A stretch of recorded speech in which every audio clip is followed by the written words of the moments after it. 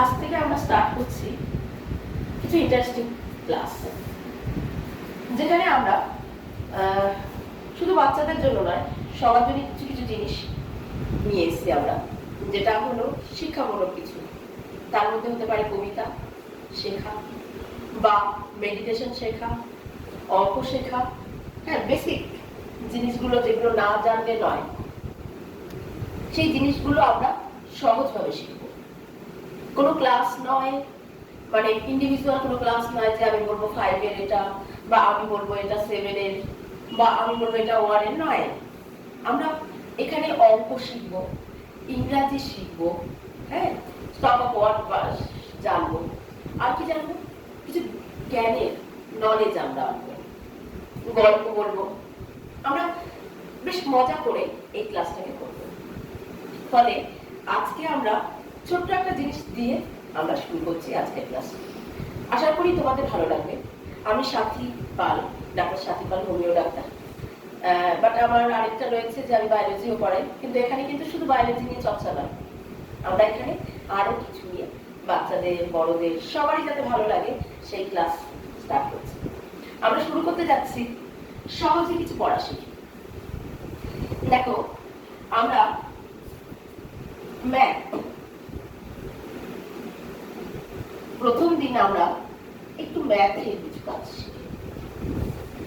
ম্যাথের ক্ষেত্রে আমরা যখন শুরু করি তাতে আমরা বলি এই 1, 2, 3, 4, 5 এই যে সংখ্যাগুলো আছে, সেই সংখ্যাগুলোকে আমরা কি বলি জানো?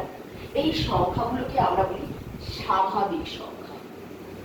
স্বাভাবিক সংখ্যা।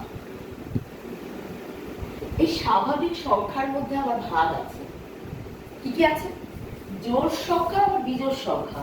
তো জোড় সংখ্যা, ধরো আমি জোড় সংখ্যা বলি, আশা করি বাচ্চারা বুঝতে পারবে যে 2 হলো জোড়। যেমন আমরা দুটো পেন নিলাম, ঠিক আছে, 4টে পেন আমাকে কেউ দিল, ঠিক আছে, তাহলে জোড় সংখ্যা 2, 4, 6, 8, ঠিক আছে, আমি 1 থেকে 10-এর মতো বললাম। আর বিজোড় সংখ্যা তাহলে কি হচ্ছে? 1, 3, 5, 7, 9, এগুলো হলো বিজোড় সংখ্যা। তাহলে জোড় সংখ্যা আর বিজোড় সংখ্যা বোঝা গেল। এবার এর মধ্যে আমি যদি 1-এর সাথে 1 জুড়ে দিই, 1 জুড়ে দিই, 1 জুড়ে দিই, 1 জুড়ে দিই, সহজভাবেই হয়ে যাচ্ছে 1, 1, 1, 1। তাহলে এই কয়টা সংখ্যা আবার কিন্তু দাঁড়িয়ে গেল কি? জোড় সংখ্যা। আর এইগুলো হয়ে গেল বিজোড় সংখ্যা। এখানে 1-এর জায়গায় আমি যদি 2 করে দিই, আলটিমেটলি মজার সহজেই আমরা কিন্তু জোড় সংখ্যাও চিনতে পারবো, আবার বিজোড় সংখ্যাও চিনতে পারবো, ঠিক আছে। 0 আর 1, 1 আর 0 এইগুলো কিন্তু মানে আলাদা করে সংখ্যা করা হয় না। কেন? এই 0টা যদি আমি এইখানে বসাই, তার পেছনে 1 বসাই, তাহলে কিন্তু সংখ্যা হচ্ছে 1। কিন্তু 0কে যদি আমি পেছনে, মানে আমাদের সংখ্যার ডান দিকে বসাই, তখন কিন্তু সংখ্যার অনেক অর্থ হয়ে যেতে পারে। 0 যতগুলো বসালাম সেটার মান কিন্তু আস্তে আস্তে বেড়ে যেতে পারে, বেড়ে যাবে, ঠিক আছে। আর 0 এই দিকে যখন আমি আগে বসাচ্ছি, ওর কোনো ভ্যালু নেই, ফলে এই 0গুলো কেটে যায়, আলটিমেটলি সেখানে দেখা যায় 1 শুধু সংখ্যাটা হয়ে যায়। তাহলে আমরা এর থেকে বলতে পারি 0-র যদি বা 1-এর বাম দিকে যদি আমরা লিখি 0, তাহলে এর কোনো অর্থ নেই। আর যদি 1-এর ডান দিকে যদি আমরা 0 বসাই, তার কিন্তু অর্থ অনেক হয়ে যায়, ঠিক আছে।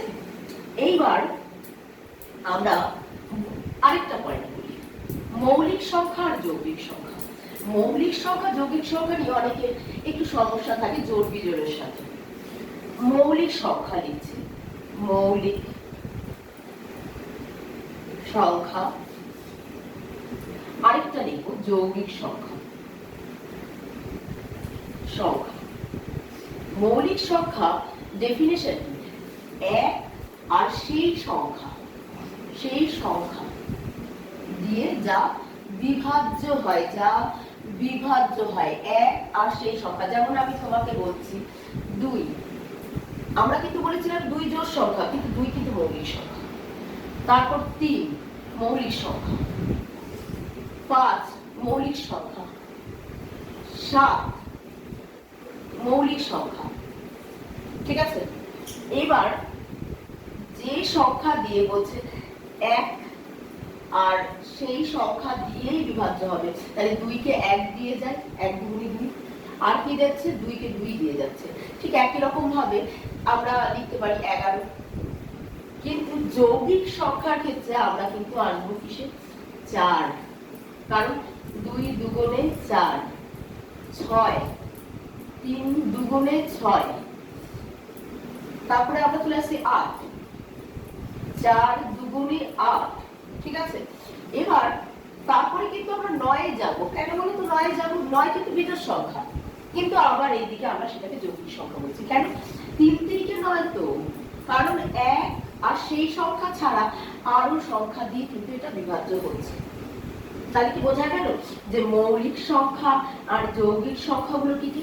দেখবে বিভিন্ন চাকরি পরীক্ষা বলো অথবা তোমাদের ছোটবেলায় বা মাঝের সময় ছোট ছোট প্রশ্নের মধ্যে মৌলিক সংখ্যা, যৌগিক সংখ্যা, জোড়, বিজোড় এই ধরনের প্রশ্নগুলো আসে। ঠিক আছে, তাহলে আর আরেকটা বিষয় করে আমি আজকে অঙ্কের পার্টটা অফ করবো। এর পরের দিন আমরা আরেক নতুন কিছু বিষয় নিয়ে সহজে শেখার চেষ্টা করবো। দেখো, আমরা যদি বলি এক অঙ্কে দিয়ে বলি, এক অঙ্কের বৃহত্তম সংখ্যা, তাহলে আমরা কথা লিখি 1 2 3 4 5 6 7 8 9, তারপরে কিন্তু 10 হয়ে যাচ্ছে, এটা 100 অঙ্কের হচ্ছে না।